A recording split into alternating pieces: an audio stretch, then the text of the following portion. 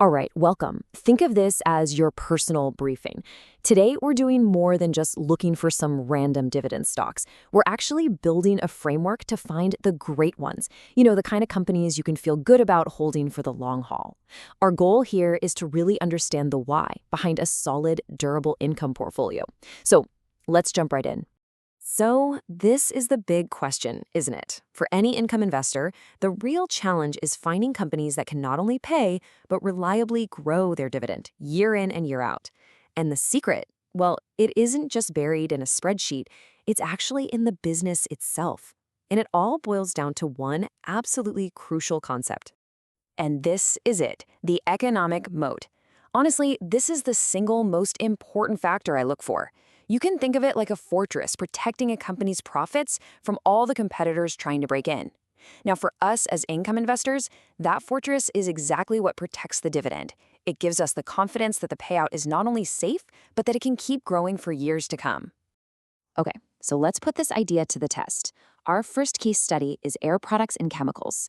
This is a huge global leader in the industrial gas industry.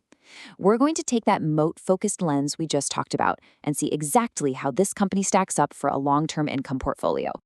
So right off the bat, Air Products has what we call a wide economic moat. It's a strong one. It comes from two places. First, incredibly high switching costs. Just imagine the headache and expense of trying to rip out and replace a massive on-site industrial gas plant. It's just not practical. And second, they have key intangible assets, like a portfolio of patents. Now, you'll see the recent dividend growth was a modest 1%.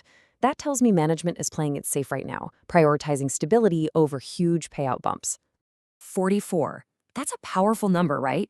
For 44 straight years, Air Products has raised its dividend.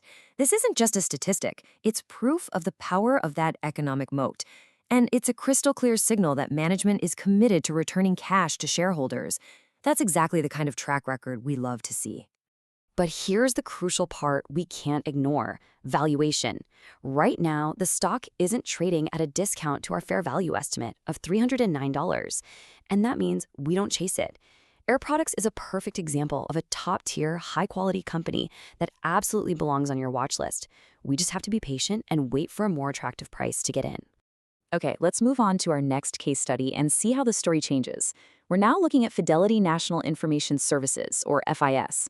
This is a totally different industry. They're our major technology provider for the banking world, but we're going to apply the exact same framework. Now with FIS, we're seeing a narrow moat rating. So they have advantages for sure, but they might not be quite as durable as a wide moat company like Air Products. But look at that dividend growth, a very nice 10% increase.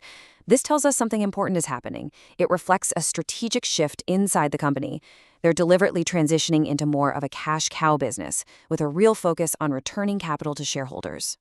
And here is where it gets really interesting. See how the stock is trading well below our fair value estimate of $85?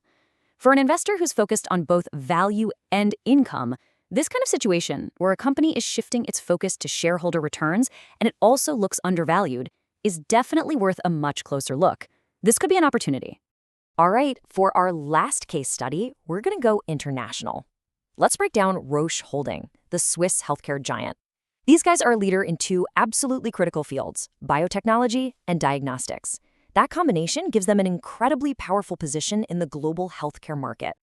And what do you know? We're back to a wide economic moat.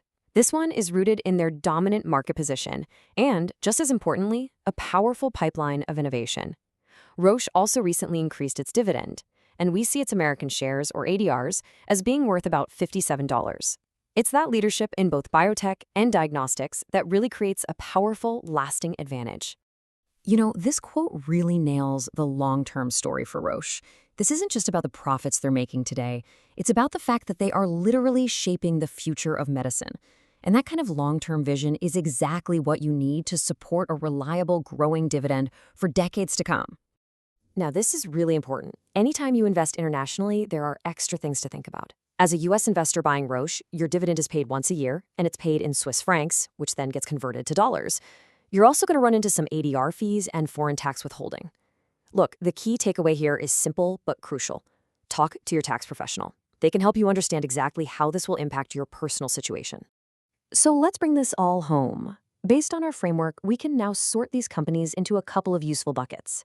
On one side, you've got Air Products and Roche. These are fantastic, wide moat businesses that belong on your watch list. You wait for the right price. On the other side, you have Fidelity National, which could be a potential opportunity right now, given that it appears undervalued and is clearly focused on capital returns. And that brings us to the real key takeaway from our briefing today. Honestly, it's more important than any single stock pick. It's the framework itself. When you're looking at a company for your income portfolio, always follow this two-step process. First, figure out the quality of the business and its economic moat. Second, and only after you've done that, do look at the price. So I'll leave you with this one final thought to chew on. As you go back and review your own holdings, ask yourself this simple but incredibly powerful question. What kind of moat is my portfolio built on? Because in the long run, the strength of that moat, that's going to be the ultimate protector of your income stream.